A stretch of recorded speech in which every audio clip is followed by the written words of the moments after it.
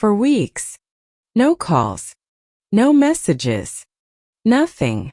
And one afternoon, sitting in the quiet of my living room, I looked at my phone and realized something that hit harder than I expected. My children didn't need me anymore. Not in a dramatic way. Not after a fight. Just slowly. Quietly. Life moved on. And somehow, I wasn't part of their everyday life anymore. First, I didn't know how to handle it. I told myself stories. Maybe I did something wrong. Maybe I'm not important anymore. I checked my phone more times than I want to admit. Replayed old memories. Scrolled through photos that felt like they belonged to someone else's life. And without realizing it, I began to shrink. I stopped planning things. Stopped reaching out. Stopped living fully. I was waiting for something that wasn't coming. Then one night, everything changed. I asked myself a question I had been avoiding.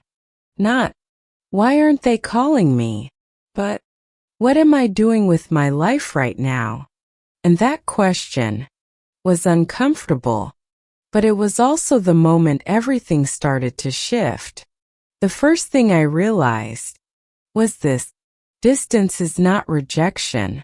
Feels like it. Really does.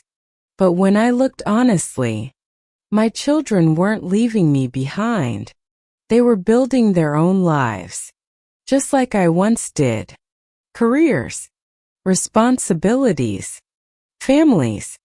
And for the first time, I saw them not just as my children, but as adults carrying their own weight. That didn't erase the feeling, but it softened it. The second thing I did was stop running from the silence. At first, the quiet in my home felt unbearable. I filled it with noise, TV, phone, anything to avoid being alone with my thoughts. But one evening, I turned everything off, and I sat there, in silence. And slowly, something unexpected happened. The silence stopped feeling heavy. It became calm, because I stopped fighting it. The third thing I did was rebuild my life around myself. For decades, my life had a clear purpose: being needed, being responsible, being there for others. And suddenly, that role changed. And I had to ask myself, who am I without that role? That question scared me, but it also freed me. So I started small. Morning walks. Cooking meals I actually enjoyed. Reading again. Not to fill time, but to reconnect with myself. And little by little, my life began to feel full again. Then came a moment. I almost closed my heart.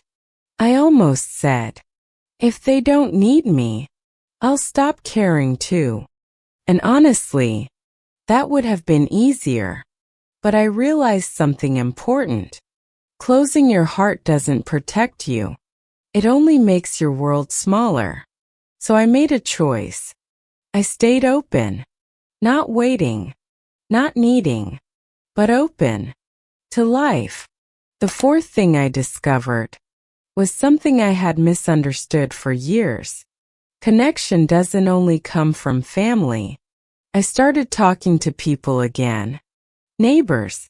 People at the park. Simple conversations.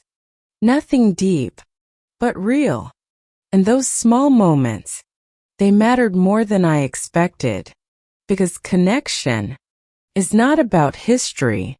It's about presence. The fifth thing I had to let go of was expectation. I thought they would call more.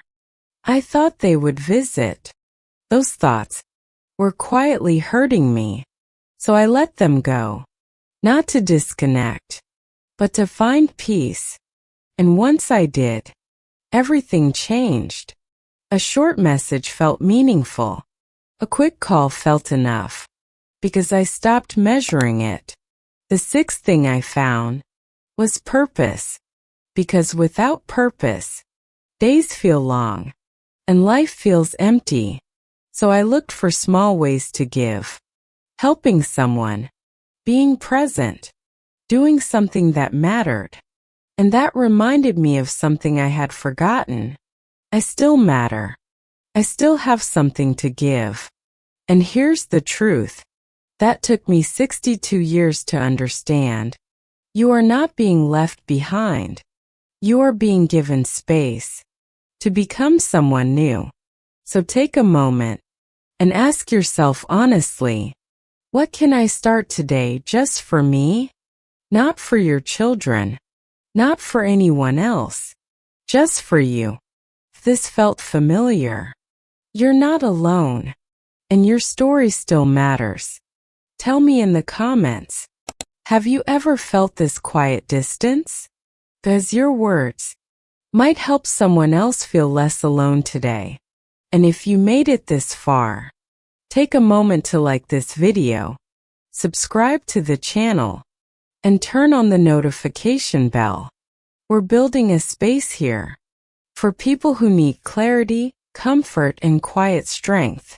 And if you know someone who might need this message, share it with them, because sometimes the right words arrive at exactly the right time. Thank you for being here, and I'll see you in the next video.